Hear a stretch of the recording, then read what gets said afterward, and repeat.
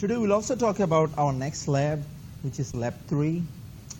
And again, the Lab 3, this is probably the right time to talk about the Lab 3 because the Lab 3 is based on branch and compare instructions. So we already know about the compare instructions, and we are right now working on the branch instructions as well. So we probably will understand what we need to do right now. So, but this lecture will also help you to understand all the basic things and also the modifications that you need for Lab 3. All right, so we have several parts in the Lab 3. In the first part, which is Lab 3A, I listed some of the basic things that you need to know to understand and to work with this lab. Number one, you should be able to identify the positive and negative hex bytes. I think at this point we already know how to identify any number which is a signed number and which is positive or which is negative, right? So given a hex number, we can tell, right? So that's why I'm not going to cover this part here because we already know this, but we need to know this, make sure we know this for the Lab 3A. The second is the comparative adjectives we use for comparing signed versus unsigned bytes. This is a little bit interesting because in the plain English, when we describe the signed numbers, we use some comparative words like higher or greater, that's what I'm saying, lower or lesser, okay? Now, we need to understand how exactly we use this in plain English. The reason is all the descriptions that you are given in your lab procedure is in plain English, right? So you want to make sure we understand the description, okay? This part is really important, so that's why we'll talk about this. We'll also try to write some code to compare two bytes using our compare instructions. As you probably have seen, we actually have 3 different compare instructions. One is for accumulator A, one is for accumulator B, and the last one is actually for accumulator D. So we have 3 compare instructions in our instruction set. We also want to write code to branch based on comparison. Basically, whatever you have seen until now in branching sections, so which will probably be very important in this case. We'll also, we'll also need to know the branch instructions used for assigned and unsigned bytes. I think we already have seen a big list of all the branches with the conditions, and we know exactly which branch works for unsigned numbers and which branch works for signed bytes. So we pretty much know up to this point. I'm saying the last thing that we need to know here. So the comparative adjectives. This part is really, really important to understand, okay? Not for only for this lab, for anything that will come in future from any plain description, we want to make sure we understand it, okay? So if you see here, I actually tried to make a chart. In the left side, I wrote some descriptions which are always used in plain English when we have some unsigned number or unsigned bytes. On the right side, I actually have listed the descriptions we write for the signed bytes. Now, look at the description. This is a little bit tricky. Again, if the number is unsigned, when we compare the numbers, we just use the word lower, okay? Or we just use the word higher. Meaning, whenever I say this, oh, this number is lower than that number, that means I'm actually comparing the number as unsigned, meaning no sign. That's what I'm saying? When I'm just saying this, okay, this is lower than this, or this is higher than this, that means I'm comparing the number as unsigned. Even if I don't mention it, even if in literature that is not mentioned, you have to know that this is for unsigned numbers. Now, whenever the numbers are signed, we write lesser and greater instead of lower and higher. You see what I'm saying? So just from the description now, you will be able to tell how exactly we are comparing the numbers. So if I just say, oh, okay, this number is lesser than this, that means both of the numbers you should consider as sign number because I use lesser. But if I use lower, then unsigned. This is tricky, okay? Now, let's look at the example here. This is really something you need to check very carefully. Look at the description. In the lower here, I'm comparing 5E and 9A. Remember, unsigned, right? Now, whenever this is unsigned, 5E is actually lower than 9A because this is unsigned, right? 9A is right now is just a number which is higher than 5E because this comes later than 5E, right? I'm saying if you count, right? 5E, then 5F, if you just keep counting, it comes, of course, before 9A, right? So that is lower, right? But if you compare the same two numbers as sign number, then this should be the statement. 9A is lesser than 5E. Can you tell me why I said this? Because now the numbers are signed and 9A is a negative number, right? But the 5A is a positive number. So obviously 9A is lesser. You see what I'm saying? Now this is the tricky part here. You are just saying this. 5A is lower than 9A. But at the same time you're just saying 9A is lesser than 5E. You see what I'm saying? This is really confusing and very interesting. Okay? Because it's just because of the description and just because how you're thinking. Because if you're thinking the numbers are unsigned, then you just look at the number how it comes. Because 9A always comes after 5E, right? When you count it. So basically 5E is always lower.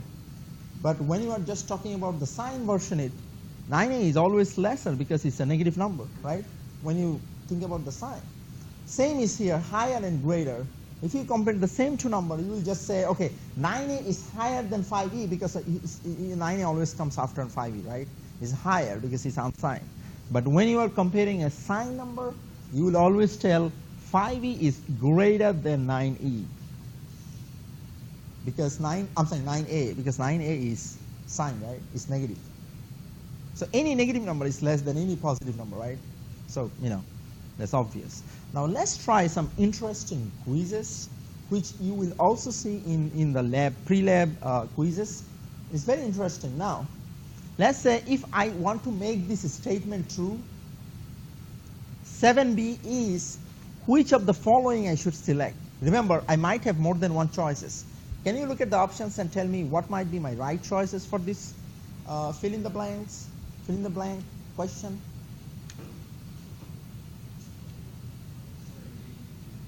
There might, I'm sorry? 7B is greater, of course. Anything else? Greater and lower. This is the interesting part. Look at this. There are two choices, right?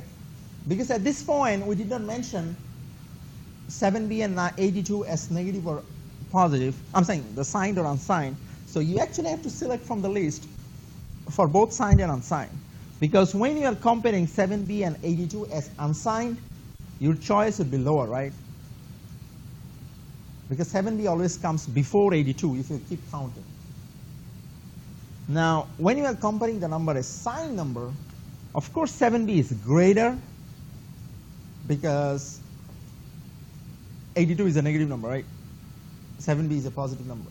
And of course any positive number is greater than negative number. Okay? Do you see my right choices and why these are the correct choices?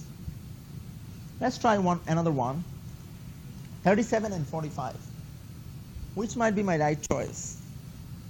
Again, as I said, there will be more than one choice because one choice will be when you will compare the number as signed number. Another choice would be when you compare the number as unsigned number. Okay? Now, when you are comparing number as unsigned, 37 is what? Lower than 45, right? When you are comparing as signed, 37 is lesser than 45. So at this point, these are my options. Why? Because when you are comparing as unsigned, 37 always comes before 45. But when you are comparing the number as signed, still 37 is lesser because both numbers are positive, right? And 37 is always, comes before any other positive number, which comes later, right? 37 and 45. So now this time, my options are lower and lesser. How about this one? I'm comparing 87 and 95. Which are my correct choices?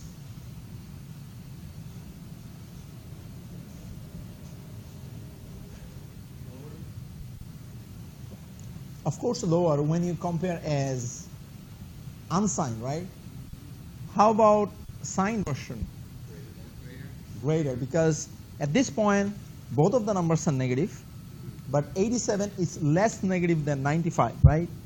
So my right choices are lower and greater. This is probably really interesting, right? And this is very exclusive to this class and probably for the people who work with the signed numbers. All right, so we'll try those in our quizzes to understand this a little bit more better.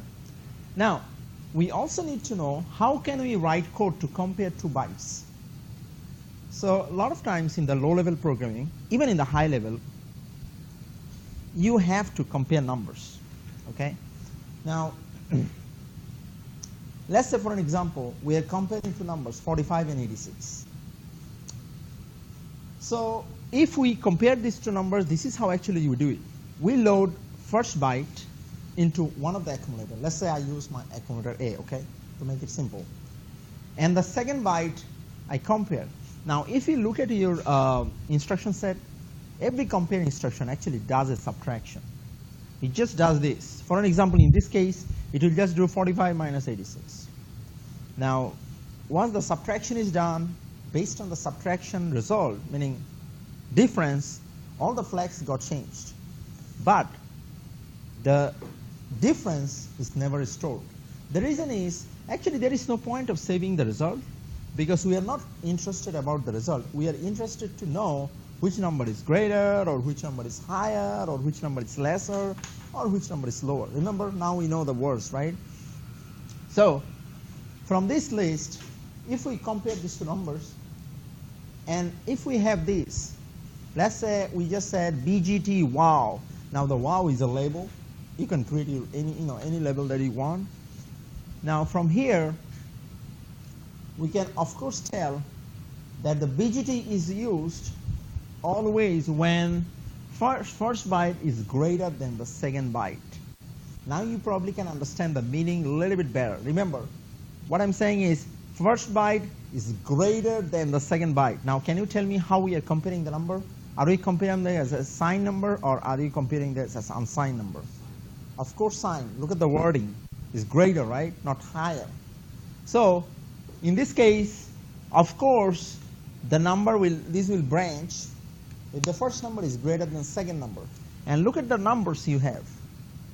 45 is greater than 86, right? Because 45 is a positive number and 86 is a negative number. So of course this will make a branch.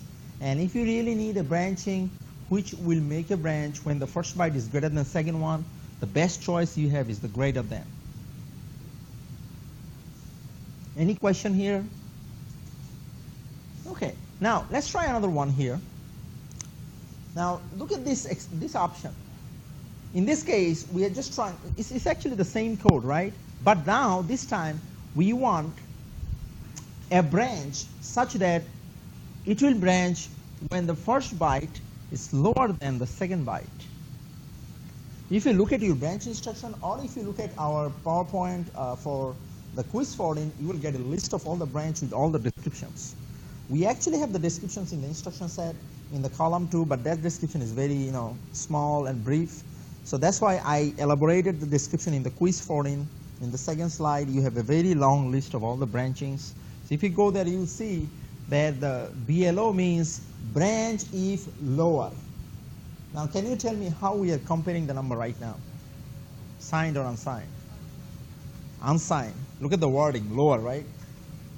So now you can probably make more sense, okay? Now we are comparing the number as unsigned. How about these? This is BLE. This will make a branch when the first number is lesser than the second number, because we are just saying branch if lesser. How we are comparing the number? A signed number or unsigned number? Look at the wording, branch if lesser, right? Of course signed, because the lesser means you are comparing the number as signed. It doesn't mean that it will branch, but I'm saying you will use a branch which will make a branch if the first byte is lesser or equal to the second one. How do I know that BLE is for lesser and equal? All I have to do is just look at the description that we have all the branching.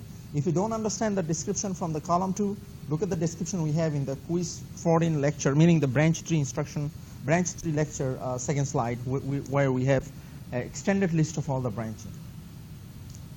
How about this one? BGE, meaning branch is greater or equal. How we are comparing the number?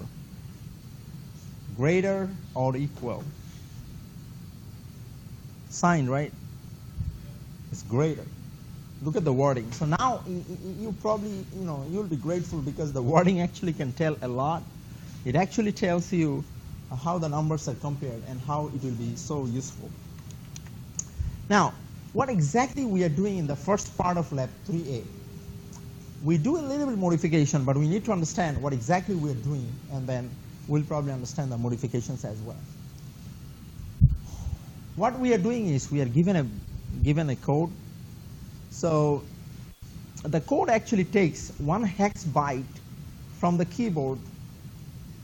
So it will actually ask you to enter a byte, okay? Meaning it will ask the user saying, oh, can you enter a byte? So you actually have to enter a hex byte. Let's say you just entered 8E or 5B or 6A, meaning whatever byte you like, okay? You entered the byte, and then that byte will be stored into accumulator A. Okay, that is our first byte that is entered. Now, whatever the byte you entered, that byte is compared with 6F. You might be wondering, why 6F? Remember, the 6F is just a number which we used in the code. So that doesn't make any special meaning. It's just a byte, okay? 6F. Now, the hex byte that you have entered, it's possible that that byte might be higher than 6F or might be lower than 6F, right? It's possible, right? Because, it's up to you which byte you enter. Now, if your byte is higher, think about this, higher, right? So we are comparing as unsigned. If the byte is higher, then it will be rejected. What do I mean by rejected? By rejected, I mean that another hex byte is loaded into accumulator A and compared with 6F. That means every time if you enter any number which is higher than 6F, your program will keep asking for the first byte again. Okay? That means like rejection. So it will just say, okay, can you enter first byte again? It will just keep asking the same thing. If you enter something higher than 6F, it will ask the same question forever if you keep just entering higher than 6F all the time. But this is something you will see that how compare instructions are so important, because in the real code, what we did is we actually just compared the number you entered with 6F, and then we just said if it is higher, ask the same question again. So it will ask you the same number again, okay? Otherwise, your hex byte will be accepted. What does it mean? That means if you enter anything lower than 6F, your byte is actually saved, okay? And your program will move on to the next step. Now, whatever the byte you entered just now as your first byte, that is copied to accumulator B. Why we copy this to accumulator B? Because so that we can work with accumulator A again, okay? We just save it to accumulator A. I'm saying accumulator B from A. Then we again ask for a second hex byte from the keyboard. Again, it will ask you something like this. Enter your second byte. Now you know that your first byte is taken and it is already stored in accumulator B, and you are asked for the second byte. Again, if you enter the second byte, the first and second byte that you entered are added, okay? Whatever second byte you enter, both bytes added and stored into accumulator A again. Now, look at this case. Remember the addition of accumulator A and B instruction? That actually saves always the result in accumulator A. And that's why we kept the accumulator A free, and we actually saved the first byte into accumulator B so that the first byte doesn't get deleted because of this addition. Now, once the addition is done, you actually have your sum already stored in accumulator A. Now your program will do another branching based on this. If your sum is positive, because it depends, right?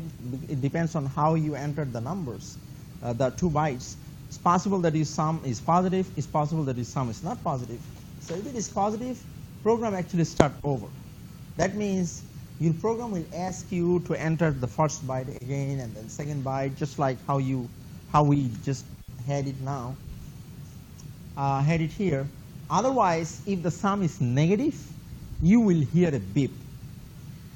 We actually have written a subroutine, which is like a function in our header file. Remember, in every program, at the beginning of every program, you actually include a header file, right? Remember the header file cent.h?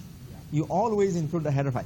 Now that header file is actually written by us so that you can actually use some subroutines. So we actually created some subroutines for you.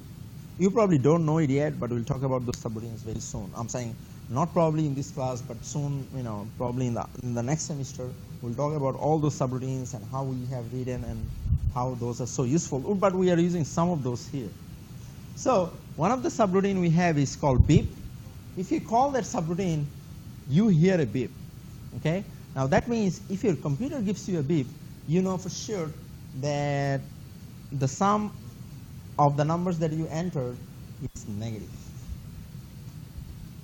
If the sum is negative, then we actually get a beep. Now the code is already given to you. So this is the code that we will give you. But what I did is I actually listed the code here so that you can see the code. And at the right side of the code, with pretty much with the most of the lines, I tried to write some description so that you understand exactly what is being done every place. Okay. At the very beginning, we wrote a couple of lines here to take the byte, because at the beginning we actually have to take a byte, right? So to take a byte, you have to print something like this: enter first byte, right? So we actually did those here, and then get byte is a subroutine which actually takes a byte from the keyboard, meaning whatever the byte you enter, it takes it and it actually saves the byte automatically to the accumulator A. Why into accumulator A? Because that is how we actually have written the code. Remember, we wrote the subroutine, right? We wrote this subroutine. This is not given by Motorola. This is something we have written. So this is how we actually have written those, that whatever you enter, that will be automatically stored into accumulator A. Okay? So that's why after this line, you know that whatever you entered from the keyboard, that is already saved. And then we are comparing that number, whatever you entered from the keyboard, meaning whatever you have in accumulator A, we are comparing that number with 6F. And then look at the branch we are using, BHI, right? What does it mean? Branch if higher. That means if the number you entered is higher than 6F, you are going back to too high level. Now, where is too high level? That means you are going back to the beginning. See the too high level? So you are actually going back to the beginning. That means you are asking for the first byte again. Otherwise, if that is not true, you save the accumulator A to accumulator B. That means you are actually storing your first byte from your accumulator A to accumulator B, and then now you are starting with the second byte. You are doing the same thing for the second byte. You took the second byte as get byte. Now your second byte is in accumulator A, and the first byte is in accumulator B. And then you do ABA. That means you are adding both bytes and saving the sum into accumulator A. Now once you are done with that, you have something called BPL start. Now BPL means branch if positive, right? That means if the sum you got is positive, then you are going back to the start level. Now what is my start level? At the very beginning. So you are starting over, okay? Otherwise, that means if this branch doesn't make, that means your sum is actually negative. Is that like a while loop? It's not a while loop, it's like if-else loop. If else, okay. Or maybe you can think about the while, because it actually will keep repeating as long as your sum is positive. Okay?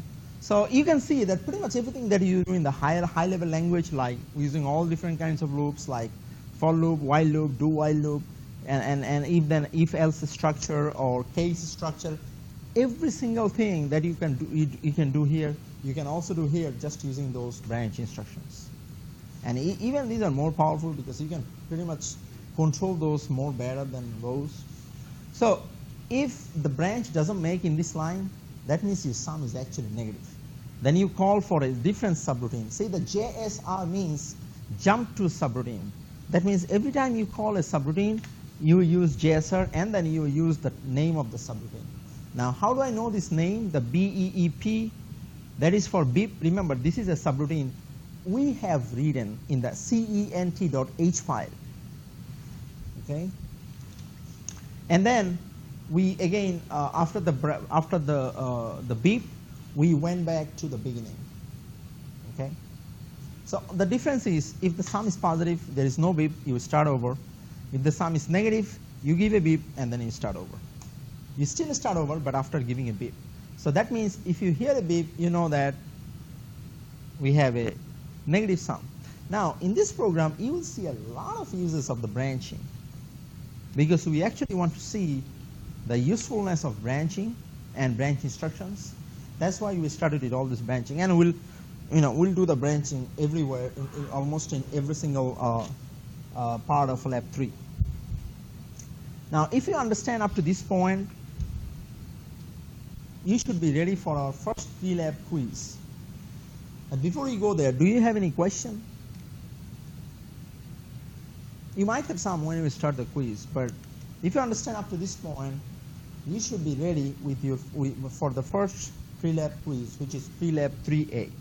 Okay? But as I said, we are not done here, because this is like a continuation. So whatever you did in lab 3A, we modify that in lab 3B. So what I did here is, I'm showing you everything that we did in lab 3A, and as you can see, all of the things that we have done in lab 3A are blurred here, but the only thing that you are modifying in this part is made purple. Now the purple part is the part which we are working on in our 3B. Now 3B is a modification on 3A. This is the modification. Remember, we took the first byte in the 3A, we compared the byte with 6F, and we said if the first byte is higher than 6F, we start over, right? But we have not compared anything with the second byte. We just took the second byte and we just added the second byte with the first byte. But in the second part here, we will compare the second byte as well. Look at what we are doing. We are just doing this. If the second byte is greater than 6F, then it is rejected. Now tell me how we are comparing the second byte. As sign number, right? Look at the wording. Greater than. Now remember, the first byte was actually compared as unsigned, because we said if the first byte is higher than second byte, right? But now is higher than 6F. But now we are just saying if the second byte is greater than the second byte. So that means you actually will have to select a branch instruction to do this. So you actually have to add a couple of lines here to do this modification. Now, I'm trying to give you some hint here. I'll try to write some steps and show you some hint so that you understand the modification better, okay? So this is the best hint we can give. Step 1, we identify the block of code, for an example, block 1, that takes the first byte. Now, if you are given the code, this is my block 1, which actually is responsible for taking the first byte. Because in this block, we just wrote that, enter first byte thing, and then we take the first byte and we compare it with the 6F, and then we start over to the beginning if the byte you entered is higher, right? So that is my block 1. Now in the step 2, we identify the block of code which is responsible for the second byte. We'll call it as block 2. Now this is my block 2. As you can see in the block 2, we have lesser lines, because in the block 2 we are not comparing anything. All we are doing is we are just printing the line like enter second byte, and then we are just taking the second byte from the user. But this time we need some additional things here. We need to add a label at the beginning of the block 2. Why you need a label? Because anytime you have a label, you actually can go back to the beginning of that label, the block. Okay? So we actually need to add a label here. So again, you can use your own label. So it's up to you which label you want. So I tried to give you the hint that you have to add a label here. The step 4, you actually have to add 2 lines of code similar to the last 2 lines of the block 1 at the end of the block 2, so that the block 2 rejects any second byte which is greater than 6F. So pretty much you will end up having some similar lines like these 2 lines which are at the end of the last 2 lines, which are similar to the last 2 lines of in block 1 at the end of the block 2. So you can determine which lines you want to write, of course, right? So which must be similar to the block 1. So this is some sort of hints that you want to give just to make sure you understand the code, okay? Understand the modification. If you come up to this point, you should be ready for our next part. But do you have any question before we end this 3B? Because where you do a little bit of modification to understand, to work with our second byte. Any questions? Of course, we might have questions when you'll be working with our pre-lab quiz. So the second part is the pre-lab quiz 3B, which is just based on the modification that we are doing on the 3A, the first one. Now the remaining part, we combined all of the part because it's just like one single part, because we want to do some more modifications in all of those parts, but we want to, so these are similar modifications. That's why you put all together. Now, for the remaining part, from 3C to 3E, we are using a different code here. Now, the code is a little bit, again, this is what we do. This is what we do. We actually have,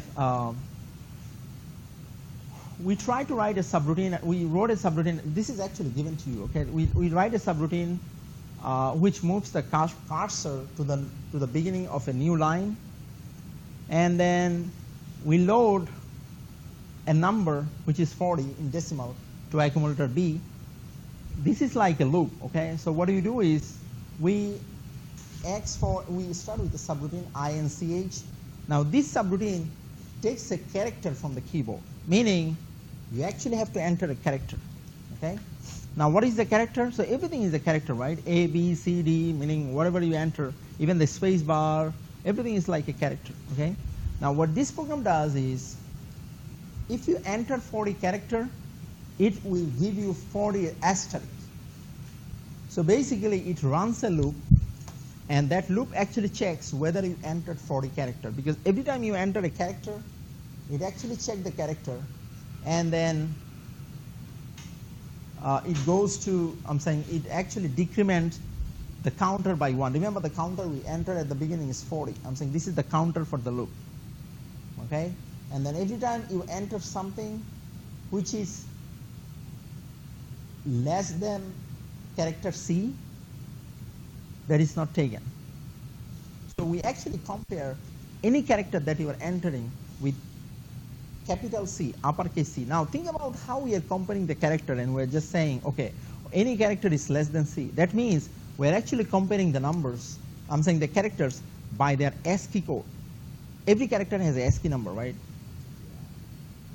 So can you guess, if I just say, okay, capital C, what might be the character which has the lower ASCII than C? Let's say A, capital B, right? So if you enter capital A or if you enter capital B, automatically your program will ask for the byte again, because you are entering something which is less than C. Now, think about the compare instruction. Look at the compare instruction and how we are writing. So when you are writing a compare instruction, you are starting with the pound sign, but after the pound sign, do you see there is a quote there? Do you see this quote sign? The reason we use the quote sign, whenever you are using a character directly, instead of writing the hex number or hex code, we use this character. I'm saying the quote sign. That actually means that you are using the ASCII number, ASCII of C, right? So your program automatically knows the ASCII of C, and it will use the ASCII of C. And then every time you enter something which is not less than, you see here, if it is less than C, we go back to the beginning. Otherwise, we show the output and we decrement the counter. What do you mean by decrement? Remember I said we have 40 in the accumulator B, right? That is our counter. Now, every time we decrement, we always check whether we are done, right? BNE loop 0, that means we always check, are we done with all the 40 characters? If not, we again go back, and then I'm saying if we are not done, we go back to the beginning and we take the next character. Now this is how we keep decrementing every time we are happy with the character. And as long as you are done with all the 40 characters, you enter all the 40 characters, your program actually goes to the next step where it loads 40 again, and then it loads a character asterisk in the accumulator A, and then print that character for 40 times. Now that means this is what happens. You enter 40 character, and then your program automatically print 40 asterisk. This is actually a very simple program, okay? But this is something which actually shows you how you can use the branch instructions to control something. Because look at the beginning.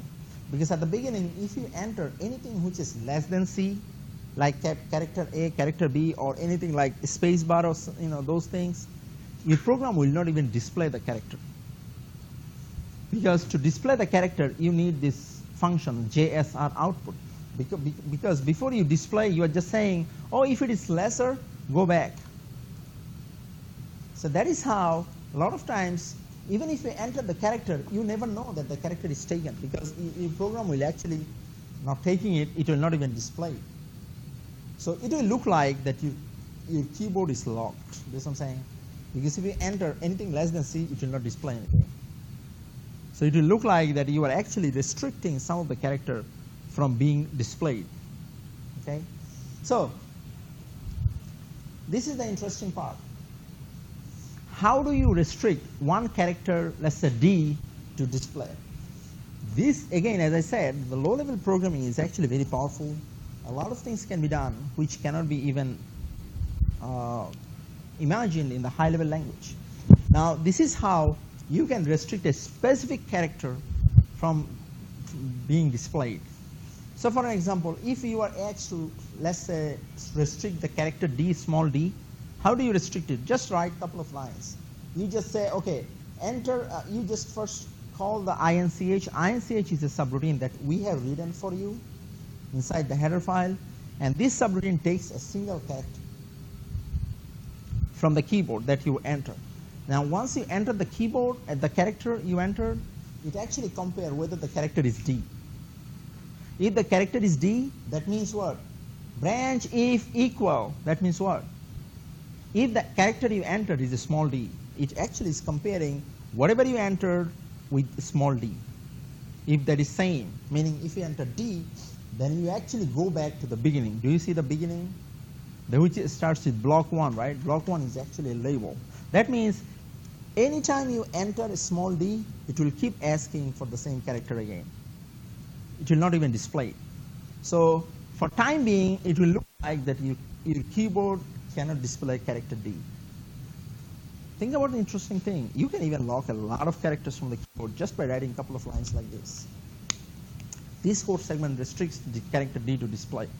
So I tried to write some descriptions, because if you don't enter the D, it automatically displays the character, right?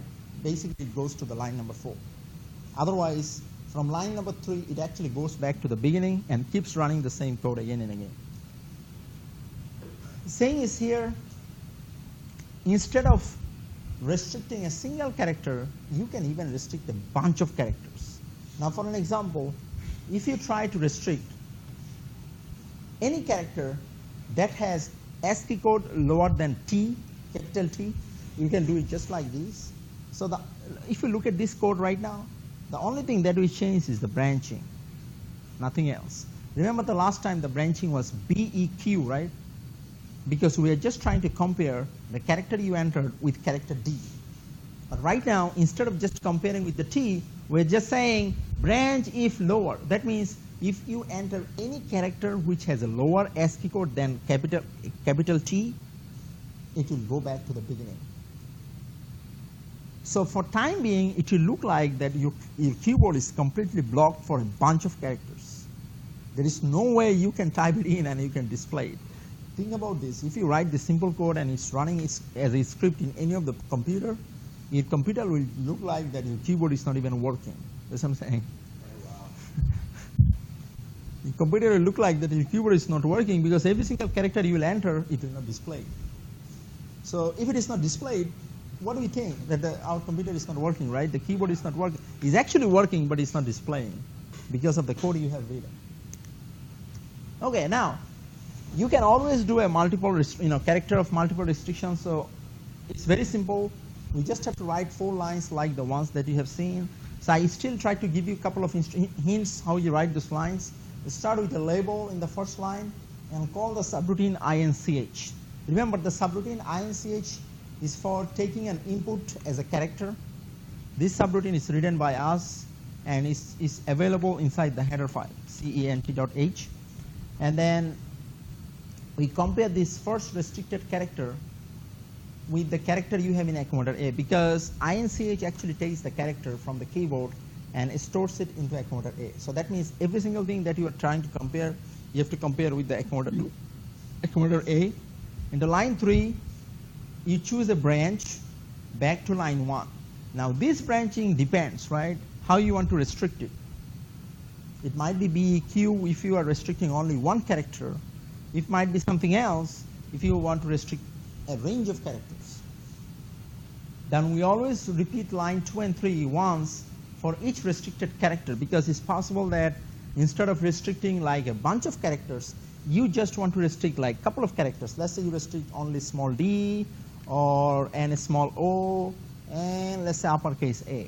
So you actually have to repeat line 2 and line 3 for every single character you are trying to restrict.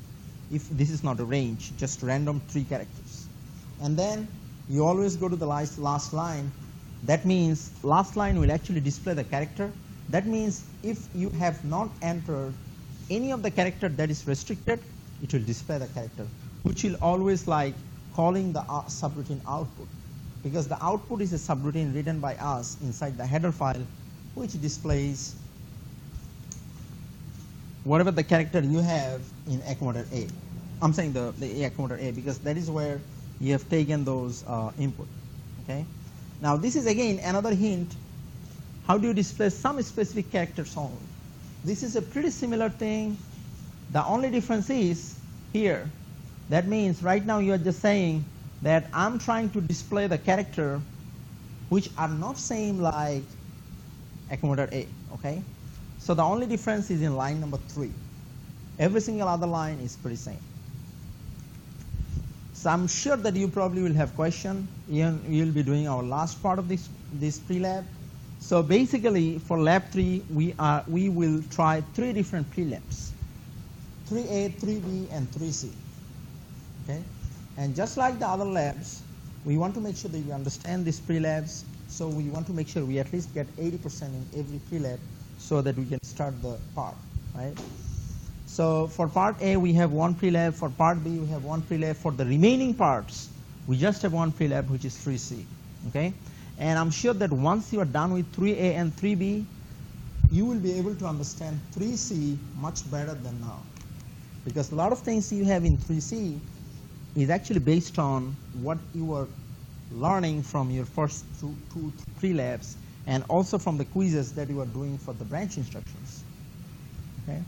Let me stop this presentation here so that you can try your quiz and also the pre-labs.